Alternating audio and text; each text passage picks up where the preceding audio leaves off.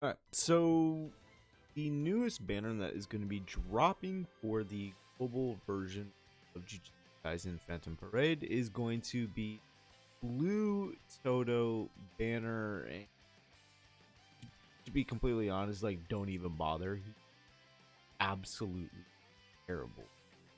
Obviously, the banner is live at the time of this upload, but at the time of this recording, obviously, is a couple more hours actual release, but nobody should be summoning for him. Like, he is like the worst character in the game. It's not even debatable. He's just that bad. But you know, that aside, what I do want to talk about is, at the end of this month, we should be getting the start of the hidden inventory like celebration, obviously that being with Gojo, that being with Toji, and then Geto. So what I want to talk about is if this Gojo is actually worth it. And what I mean by this is that obviously we know the other banners that are going to be coming out eventually in the future for global, that being both domain expansion Gojo as well as Sukuna. And I know people are already, I've seen it on Discord, I've seen it on Reddit. I know people are already discussing whether or not they're going to be skipping this guy for those characters. And, that's all fine, right? Play the game how you want to play the game. But I'm going to be talking about why I personally think this particular Gojo is actually more valuable than the blue Gojo and possibly the green Gojo. And I'll get into why I think possibly, right? So, I mean, we're not going to go necessarily over what this Gojo does. Just know that for 2 turns, he is going to be immune to attacks. He is also, once that goes away, he can be damaged, right? This is the only Gojo in the game that can be damaged. That is after his passive wears off. And in order to get that, intact immunity, you're going to need to be using skill 2, the Limitless Curse technique again. And that's just how he is, right? The ultimate is going to be doing an AoE attack. The single target skill 1 is going to be doing single target damage, and then skill 3 is going to be doing ranged Jujutsu damage. So that's basically essentially what he does, right? So what the necessarily more important part is, and why I think he is valuable, is because of the fact that he's yellow.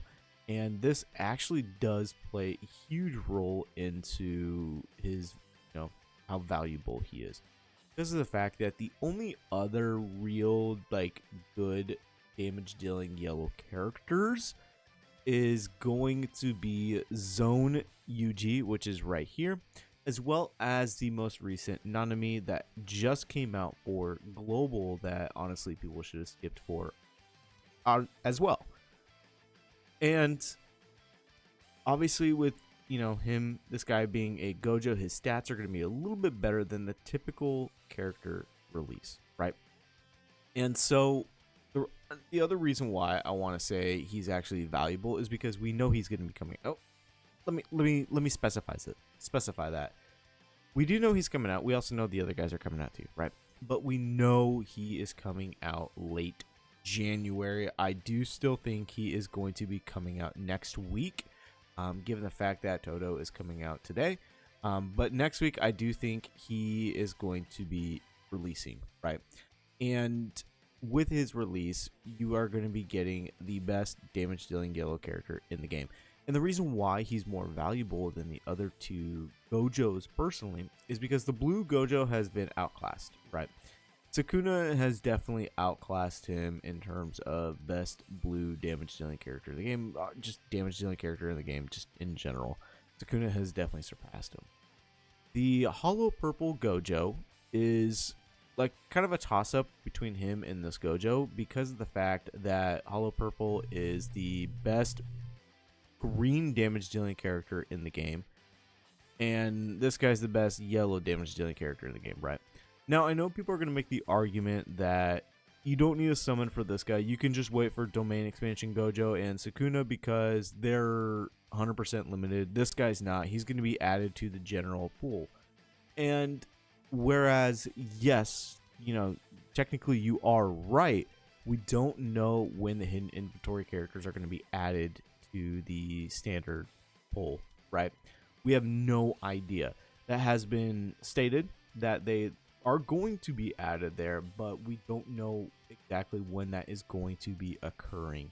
So because of that fact, and while yes, the hidden inventory characters they have reran, and with the New Year's celebration, at least for JP, there is a yellow banner for each individual banner, and you can select the SSR guarantee that you want, right? And this Gojo is available, Toji's available, Geto's available. So there's a multitude of options to get them. But I do genuinely believe that Teen Gojo is, between all the hidden inventory characters, to be completely frank, he's the most valuable, given the fact that he has no real competition when it comes to his element, his type, right? Whereas Toji has Yuta, and then Geto, I mean, he's kind of just there. Hollow Purple is also right there.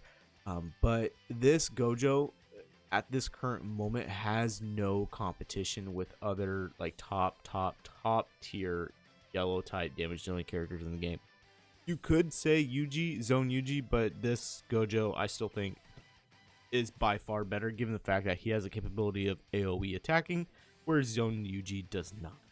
So I do think value-wise, you can skip him. I think that would be a genuinely like pretty big mistake, because you can always pull for him and then just save for Domain Expansion Gojo and Sukuna. Like that is a plausible decision to do. But I do think that skipping him is going to be a massive mistake for people's accounts.